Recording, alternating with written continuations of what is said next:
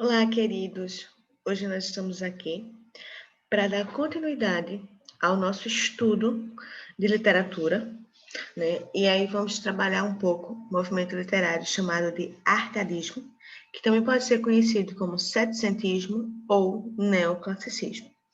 O arcadismo, ele foi um movimento literário posterior ao barroco, né, que tinha como um dos ideais romper com a visão barroca de mundo e trazer, né, essa visão da Arcádia, ou seja, o arcadismo, ele tem esse nome porque ele se inspira na Arcádia, ambiente onde, de acordo com a mitologia, homens, deuses e natureza podiam viver em perfeita harmonia. Então, os autores árcades, eles tentam trazer para dentro da literatura essa vida simples no campo, essa harmonia que pode ser existente entre homens e natureza. Não significa que os autores arcas eles deixavam a sua vida na cidade e iriam morar no campo. Não. Eles criavam, dentro da literatura, um ambiente em que eles pudessem refletir, exaltar a natureza. Para isso, eles criavam pseudônimos, ou seja, eles utilizavam nomes falsos, onde eles representavam pastores, né, que viviam no campo em perfeita harmonia junto à natureza.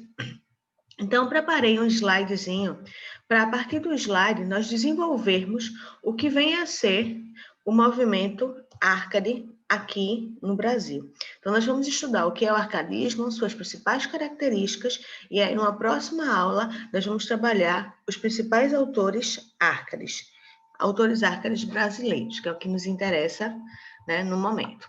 Então, vamos lá.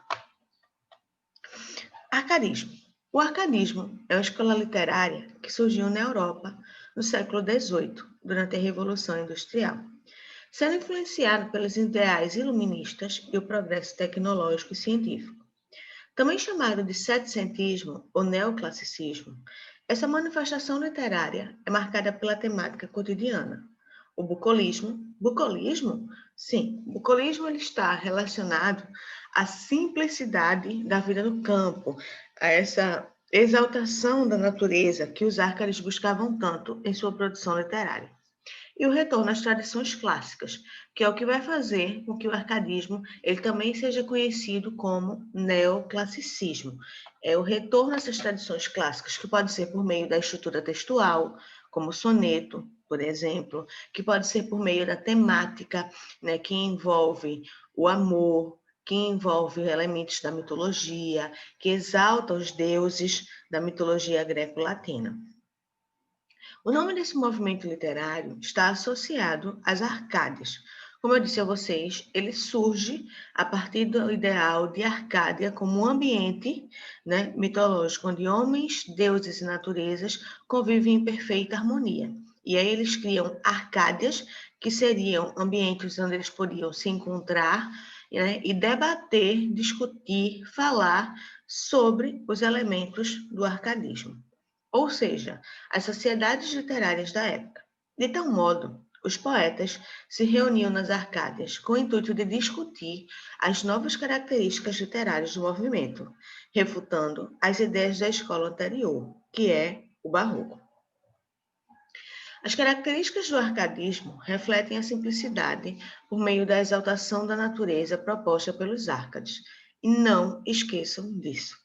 Esse é o ponto principal do arcadismo, ou seja, essa exaltação da natureza, o homem convivendo em perfeita harmonia com a natureza.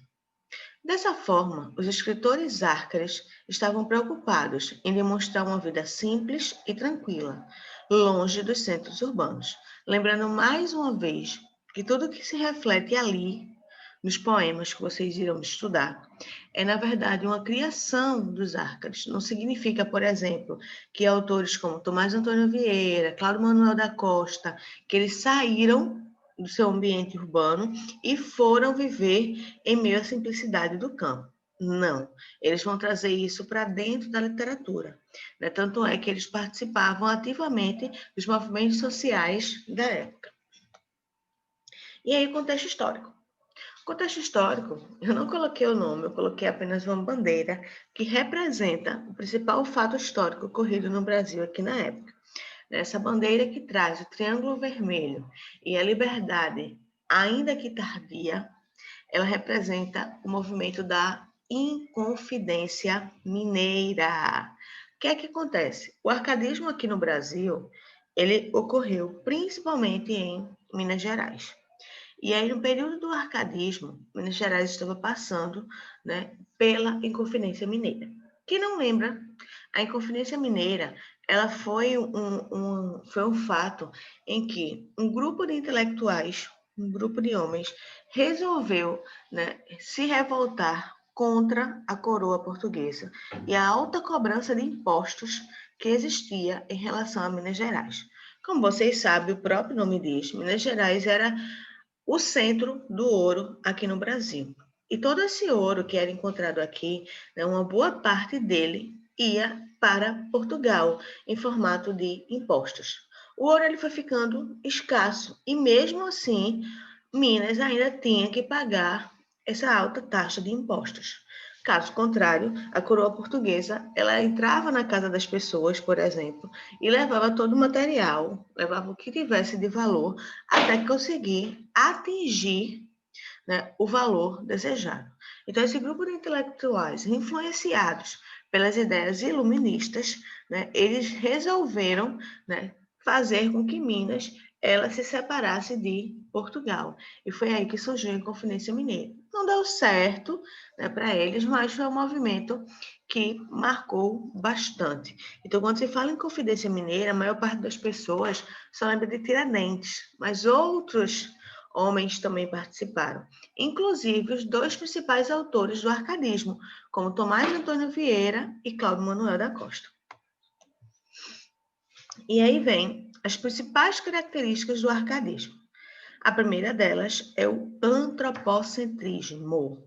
Diferente do barroco, os árcades, eles não tinham nenhuma relação com elementos da Igreja Católica, nem traziam nenhuma visão cristã, religiosa para dentro da sua poesia.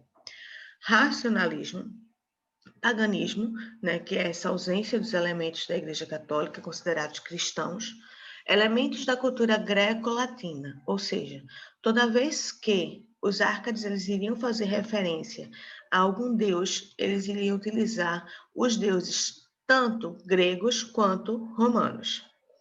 Imitação dos clássicos renascentistas, e essa imitação dos clássicos renascentistas, ela se dá por estrutura e também por temática, como, por exemplo, a utilização dos deuses, né, da mitologia, idealização amorosa, neoplatonismo, convencionalismo amoroso, né? Ou seja, nós vamos ter aí o amor como algo idealizado, supremo, assim como era o amor lá para Camões, no classicismo.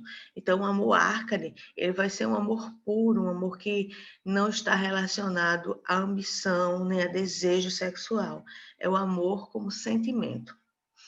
O Fugere Urbem, Carpe Diem, Aurea Mediocritas. Então, são 3 pontos importantíssimos. São 3 termos em latim. Fugere Urbem significa a fuga urbana, ou seja, a fuga da cidade.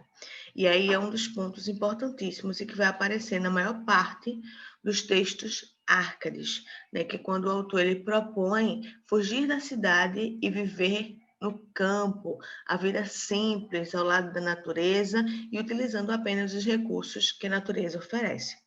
O Carpe Diem, assim como apareceu lá no Barroco, ele continua significando aproveite o dia.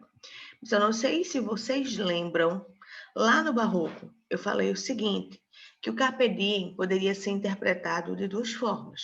Eu poderia ter o Carpe Diem com a visão pessimista, como era o Carpe Diem barroco, quando eu digo, fulano, aproveita o dia, porque você não sabe se amanhã você está vivo. Esse é o Carpe Diem barroco. Mas quando eu digo, fulano, aproveita o dia, ele tem muita coisa boa para oferecer, você é jovem, vamos aproveitar o tempo. Esse é o Carpe Diem Arcade. Então, o Carpe Diem Arcade era essa ideia de aproveitar o tempo presente, aproveitar as coisas boas que o dia, que a vida tinha a oferecer. E o Auras Mediocritas, que vai estar relacionado à simplicidade, à pessoa de vida simples, de alma simples, de desejos simples, né? Junto à natureza. E aí, a busca da clareza das ideias, diferente lá dos barrocos, que tinha aquelas ideias tanto cultistas quanto conceptistas e dificultavam bastante, muitas vezes, o entendimento dos textos que eles produziam.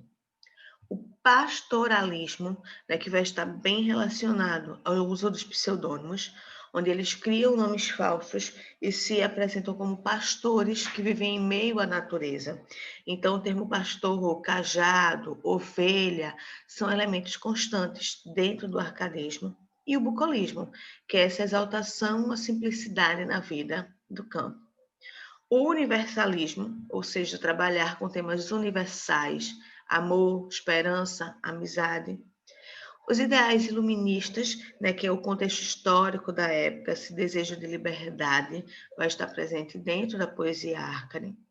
Um vocabulário simples, assim como tudo que eles propunham, né, essa simplicidade da vida do campo.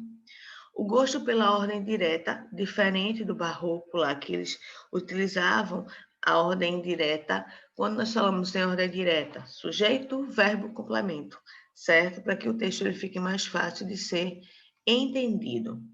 E pela simplicidade da linguagem. Gosto pelo soneto, né? E aí entra mais uma característica clássica, renascentista, lembrar que soneto é um texto de estrutura fixa, marcado por 4 estrofes, as 2 primeiras com 4 versos e as 2 últimas com 3 versos.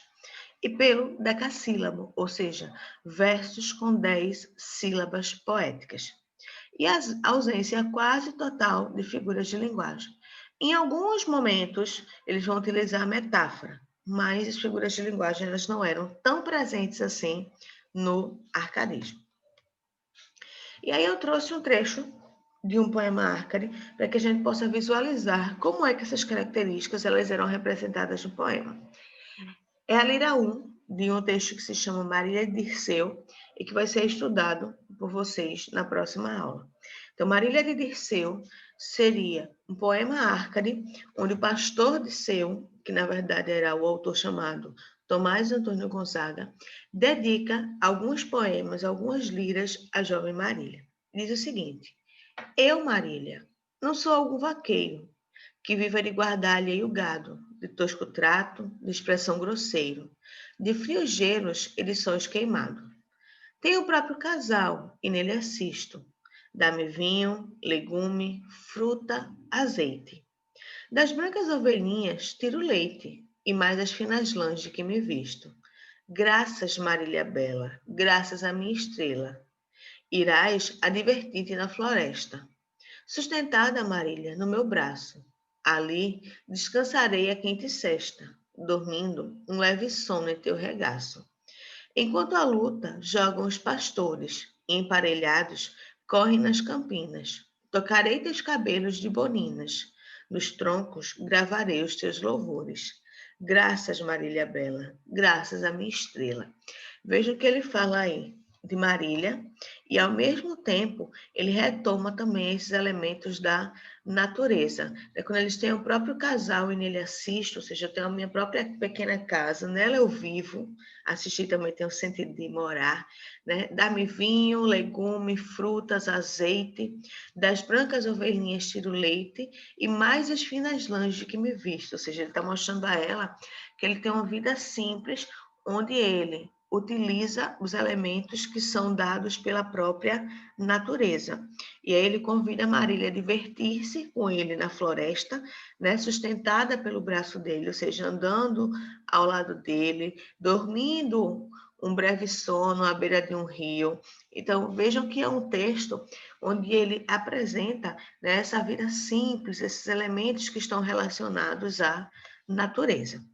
E aí, essa primeira parte da nossa aula sobre arcadismo, né, ela tem o objetivo de mostrar a vocês o que vem a ser esse movimento literário. Então, falou em arcadismo, vocês precisam lembrar dessa vida simples no campo, que aqui no Brasil ocorreu em meio à Inconfidência Mineira, e que nós teremos dois autores representativos, que são Tomás Antônio Vieira e Cláudio Manuel da Costa. A nossa próxima aula de literatura, ela será sobre esses dois autores e sua produção literária. Não esqueçam de fazer a leitura do livro, de aprofundar o conhecimento sobre o assunto, seja ele pelo livro, pela internet. É importante que depois das aulas vocês sempre leiam os capítulos referentes aos assuntos que estão sendo tratados aqui. Espero que tenham compreendido e até o nosso próximo encontro.